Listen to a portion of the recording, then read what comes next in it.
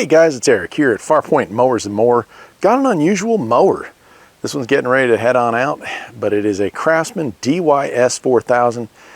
From what I can find, they only made these for a few years. It's kind of a mixture of base model with some additions, so I'll go over that with you. Does have a 46-inch deck, a little larger than the other ones. Does have a digital hour meter, but it does have manual engage and disengage, so it doesn't have an electric PTO.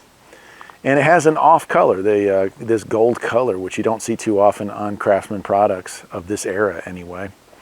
But yeah, overall, it's a pretty nice one. It also comes with one of the biggest engines Craftsman ever put into a riding mower, and that is the Briggs & Stratton Intech V-Twin 24 horsepower engine. We'll take a look at that in a second, but it's a really good motor. They didn't have a ton of problems out of those. This one came in, wasn't running.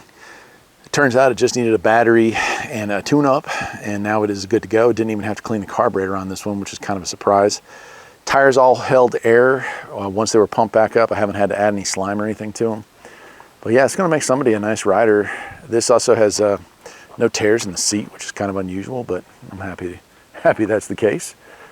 So yeah, pretty cool. We'll take a look under the engine here. Also had this kind of like automotive style steering wheel. That was a little different than some of the base models. There is a little bit of play in that. I might replace that bushing before I get rid of it. Here's the Craftsman Intech engine in good shape. Mechanical fuel pump or vacuum operated fuel pump. Got a battery from 2021 that held the charge, so that's nice. And yeah, it cleaned up pretty good. So I don't know if any of y'all have ever owned one of these or seen one of these. The DYS is not a model I'm familiar with.